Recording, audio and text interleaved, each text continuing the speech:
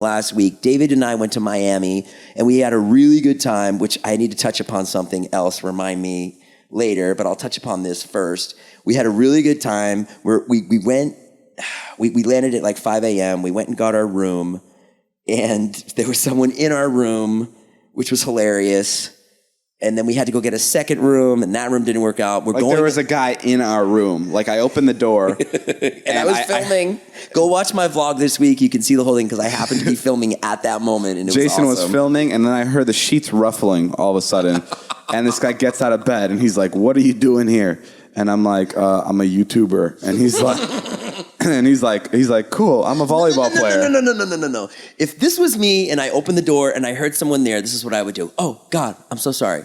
And I would shut the door. David just stops, has no problem having a full conversation with this guy at like 5:30 in the morning, in the dark. And you just hear the guy just going like, David's like, "Oh, I'm sorry." And the guy goes, Hey, hold on a second. What are you guys doing here? Yeah, no, like in like a nice way. Like he wanted me to stay. Yeah, he wanted you to stay. And he goes, "What do you guys do?" And David goes, "We're YouTubers." And then David goes, What do you do?" And he goes, "I play volley. I'm a volleyball player. I'm here. Were you here for the iHeart thing?" And David's like, Yeah. Anyways, sorry. But it was just so random. Yeah, no, that was great. That was one of my favorite Anyways, then we go to a second room, and the bed's no good.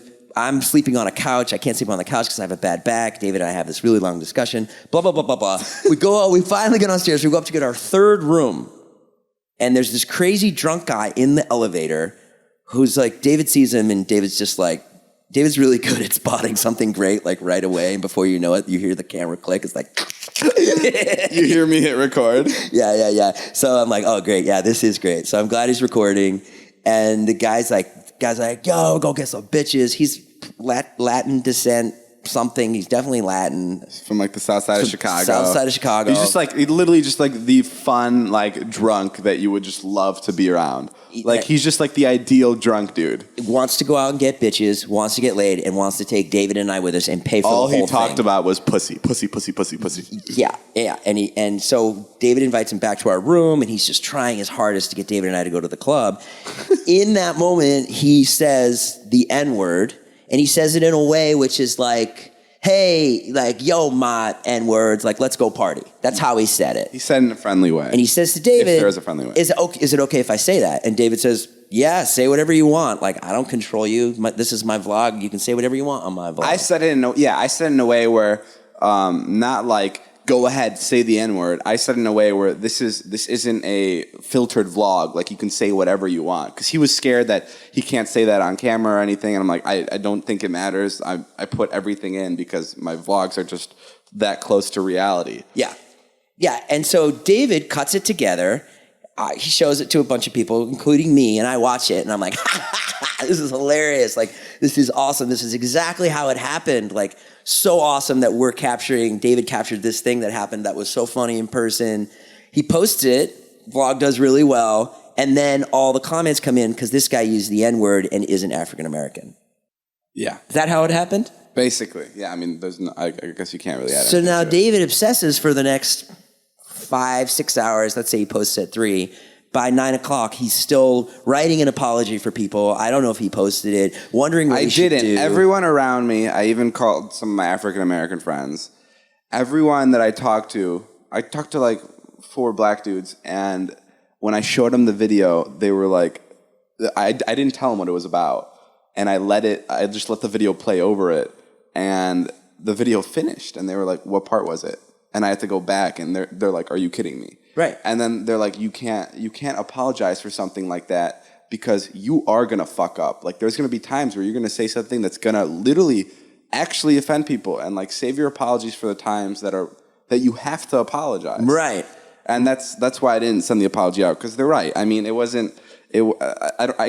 even want to defend the guy for saying the N-word, because we don't know where he grew up. We don't know how that's like a normal part of his life. I don't know if he, for all we know, he could have black parents. Like, we don't know that. Yeah. It's just, I didn't even think about it, because just talking to the guy and how casually he said that word, I didn't think much of it. And that's why when people even accuse me, they're like, David did it to piss people off. Not at all. None of the people I showed it to, not even me when I was editing it, for a second thought that it was bad. Yeah, you don't do things to piss people off. No, like you don't do that at all. There wasn't even a second where I was like, maybe I shouldn't put this in, because I just thought this is just a minority who's using the N-word. And I mean, if it was a white guy, I wouldn't have put it in, not for a second. But right. It just how comfortably he used it.